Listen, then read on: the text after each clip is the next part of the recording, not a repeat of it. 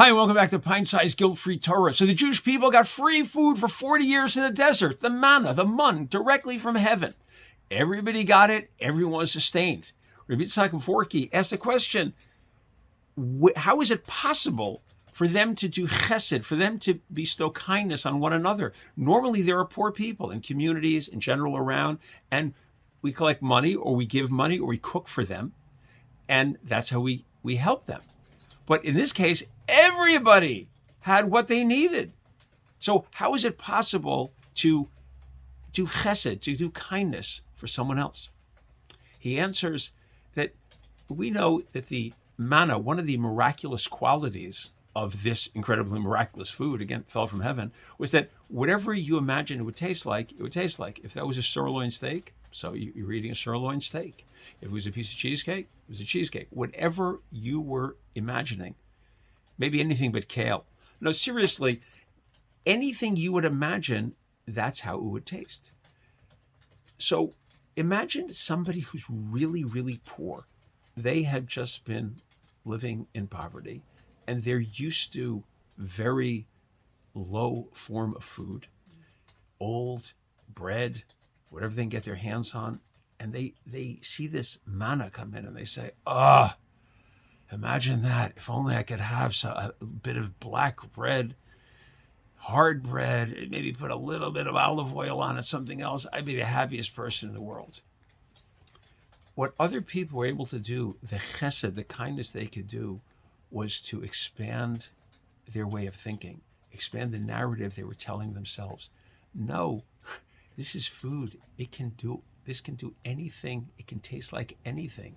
If you want it to taste like a steak, it'll taste like a steak. You want it to taste like an omelet, it'll taste like an omelet. Like a piece of roasted or grilled salmon, it'll taste like that. Whatever you want it to taste like, it'll taste like.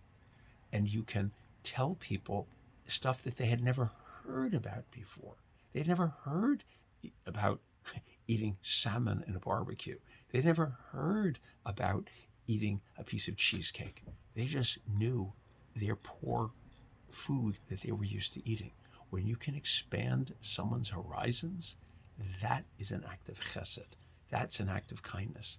So this is really a message for all of us, because everyone listening knows somebody who's having a difficulty either in college, or maybe even high school, or maybe in a senior citizen, or maybe in middle age, that someone's divorced, someone's looking for a relationship, someone's trying to get into graduate school or trying to get into college, somebody wishes they had more friends, somebody wishes they could be more extroverted and knew how to make conversation, whatever the case is, and people get down in the dumps.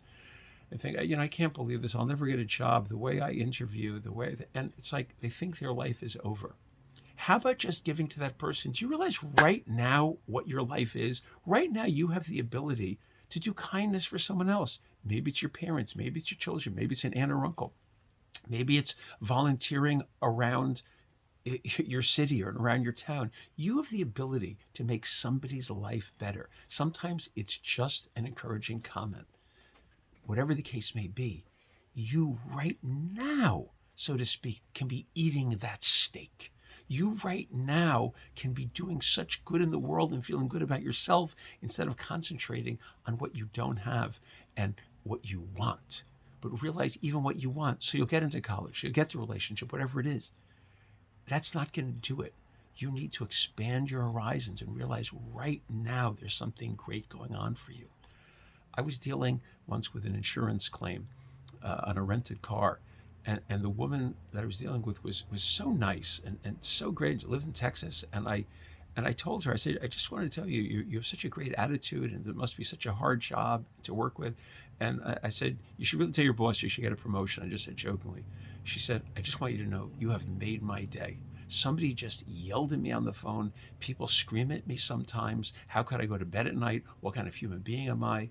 And the fact that you said that, you really helped my day.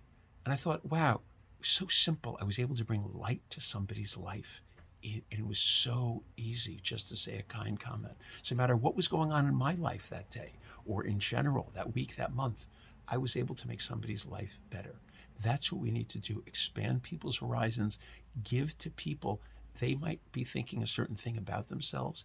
You can help them expand and have them feel better about who they are, and therefore that will enable them to have bigger expectations on what they can do and how much they can give to others and how much light they can bring to the world.